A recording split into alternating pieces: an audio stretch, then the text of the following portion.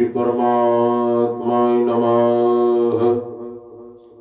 ओम श्री सद्गुरुदेवाय नमः। ओम श्री सर्व सिद्धाय नमः। ओम शिष्याय नमः। अमृत वचन सत्संग की अनमोल बातें कशिश भाई मेरे प्रेमी, मेरे चित्त में, मेरे में चित्त लगाने से सब दुखों से पार हो जाएगा। असली प्रमाद की प्राप्ति के लिए आधा श्लोक पर्याप्त है। यह आप मान लें कि मैं भगवान स्वयं आपको ही कह रहे हैं। ये मान लें कि आप मान लें ये बात कि भगवान स्वयं आपको ही कह रहे हैं। नारायण नारायण नारायण। सर्वधर्म परित्याज मामेकं शरणं व्रज। अहं त्वा सर्व पापो भयो मोक्षयिष्यामि मा शुचः। गीता अध्याय 18 श्लोक 66 में आया कि संपूर्ण धर्मों को अर्थात संपूर्ण कर्तव्य कर्मों को मुझ में त्याग कर तू केवल एक मुझ सर्वशक्तिमान सर्वधार परमेश्वर की ही शरण में आ जा। यही कहा है। और मैं तुझे संपूर्ण पापों से मुक्त कर दूंगा। मैं तुझे संपूर्ण पापों से मुक्त कर दूंगा। तू शोक मत कर। नारायण नारायण नारायण। गीता की असली शक्ति भीतर छिपी हुई है। गीता तत्वज्ञान बुधा है। पहले तो झाग खाएं और झाग खाने से तो मक्खन का स्वाद आएगा ही आएगा।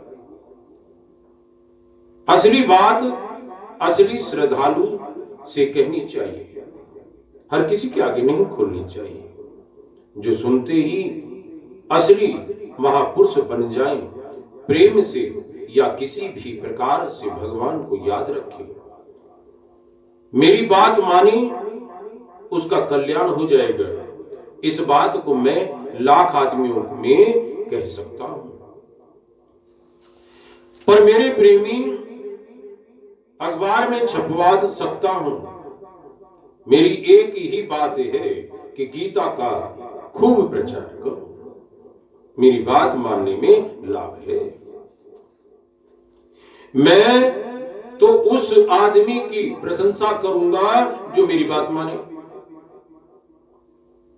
मेरे लिए तो वही सेवक और मालिक प्यारा सब कुछ है।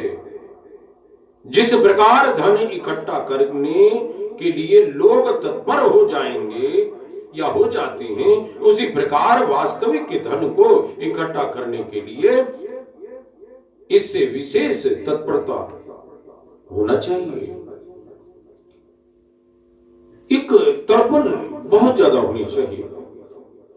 जैसे धन के पीछे हम व्याकुल रहते हैं कि कहीं से मिल जाए, यहां मिले या वहां मिले, जैसे मिले, पर हम समय देते हैं। और जो असली धन है, असली बीमा है, उसको हम उसके लिए तड़पण लाते नहीं, उसके लिए समय देते नहीं, तो क्या होगा? जीवन व्यर्थ जाएगा। अरे मन तन से उस वास्तविक धन को इकट्ठा करने के लिए तत्पर होना चाहिए। संतों की चेतावनी की तरफ ख्याल करना चाहिए। जिस काम को करने के लिए आए हैं वह कर लेना चाहिए, अन्यथा सब काम धरा ही रह जाएगा। सब धरा ही रह जाएगा। मेरे प्रेमी, अपने स्वार्थ की तरफ ख्याल करके देखो तो भजन के समान स्वार्थ किसी भी चीज में नहीं है। और सबसे उत्तम यह बात है मेरे प्रेमी के चलते उठते बैठते खाते पीते भगवान को याद रखें,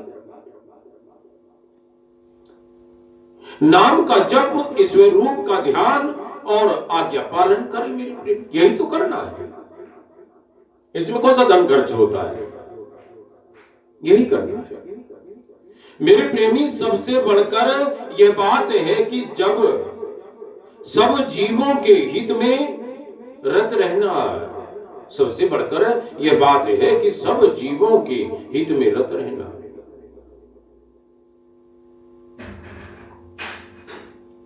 हे अर्जुन, हे अर्जुन, जो योगी अपनी भांति संपूर्ण भूतों में मम देखता है या सम देखता है, सम देखता है और सुख अथवा दुख को भी सब में सम देखता है। हे अर्जुन, जो योगी अपनी भांति संपूर्ण भूतों में सम देखता है और सुख अथवा दुख को भी सम में सम देखता है, वह योगी परम श्रेष्ठ माना गया है। परहित सरीस धर्म नहीं भाई, परहित सरीस धर्म नहीं भाई, पर पीड़ा सम नहीं अधिमाई। परहित सरीस धर्म नहीं भाई, पर पीड़ा सम नहीं अधमाई। बलि वेश देव संध्या चरण स्पर्श गायत्री जप, इनके समान चारों वेदों में कोई भी नहीं है। नित्य प्रति गायत्री मंत्र 1000 जपें तो उसके सारे पाप नष्ट हो जाएंगे। पवित्र होकर गायत्री जपें। बाकी मेरे प्रेमी समय नाम जप करें और समय से, नियम से और प्रेम से, नेम प्रेम और प्रेम से संध्या करें। जल्दी से जल्दी उस परमेश्वर से मिल जाए, ऐसी चेष्टा होनी चाहिए मेरे प्रेमी। उसके मिलने के बाद उसका विछोहन नहीं होगा, उसका विछोहन नहीं होगा। अरे भगवान के रहस्य की जानने वाले को मेरे प्रेमी जर्रे जर्रे में, रोम रोम में, सब जगह प्रभु का दर्शन होता रहता है। अरे महापुरुष जो धर्म बता देते हैं वही तो धर्म है। लाख आदमियों का बतलाया हुआ धर्म नहीं है मेरे प्रेमी। अन्य चेता सततम यो माम स्मृति नित्यास, तस्याहं सुलभ पार्थ नित्य युक्तस्य योगिना। अन्य चेता सततम यो माम स्मृति नित्यस्य, तस्याहं सुलभ पार्थ नित्य युक्तस्य योगिना। गीता अध्याय 8 श्लोक 14 में आया कि हे अर्जुन, हे अर्जुन, जो पुरुष मुझ में अन्य चित्त होकर सदा ही निरंतर मुझ पुरुषोत्तम को स्मरण करता है, उस नित्य निरंतर मुझ में युक्त हुए योगी के लिए मैं सुलभ भी सुलभ हूं, अर्थात उसे सहज ही प्राप्त हो जाता हूं।